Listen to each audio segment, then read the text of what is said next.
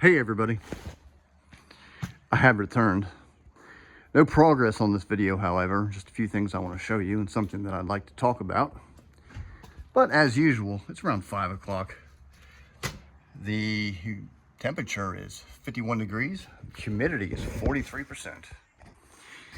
I've said in previous videos I've got a lot of experience online, talking, chatting, posting about the B-36. I go back, geez, about 30 years. Back to the dawn of the internet on the very early forums.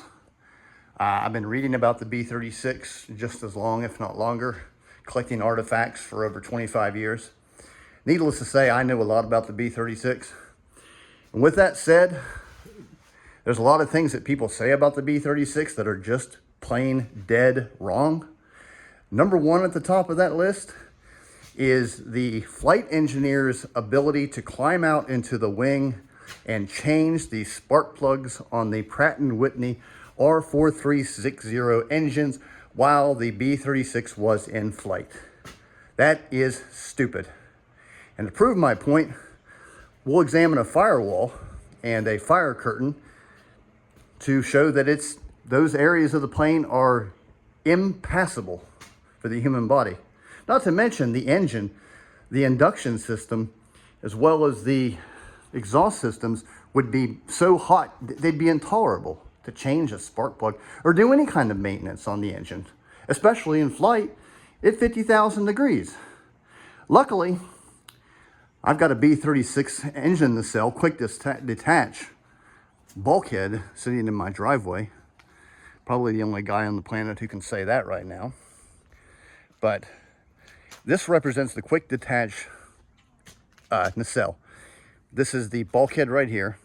This is the diffuser, which channeled the air through one of the multiple ducts on the front of the wing through an opening in the wing spar.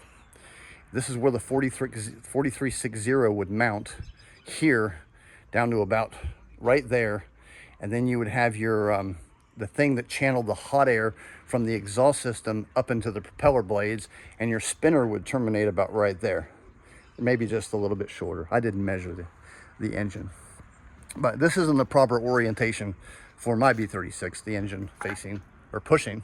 The reason the B-36 had pusher engines is simply because back in the 1940s, whenever the United States or the Army Air Force issued specifications, they needed a bomber that could fly 10,000 miles with a 5,000-pound bomb load to Germany and fly back.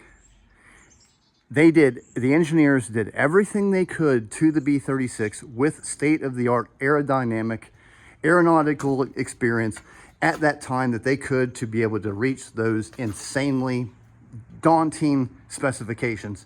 And they found that pusher engines gave the best aerodynamic performance, and that is why they are mounted in the pusher condition or pusher orientation.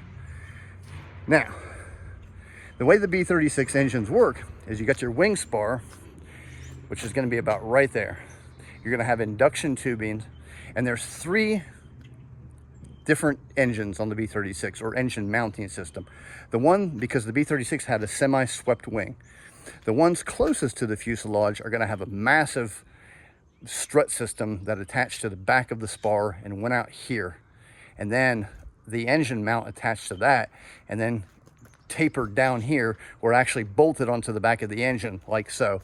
And then there were rods that attached to there's one of the existing ones here where they went down and attached further on the 4360.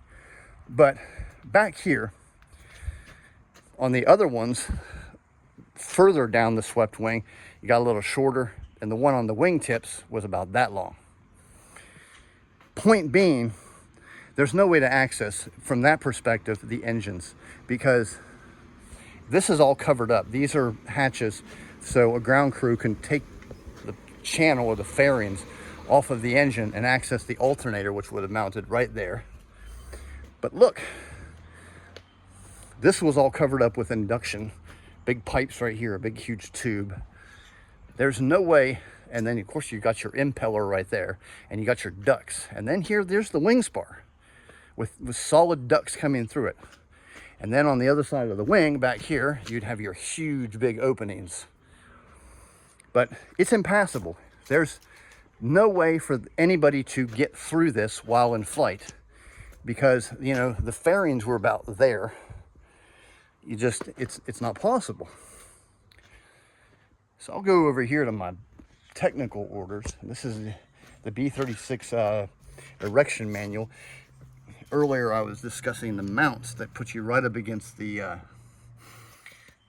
wing spar.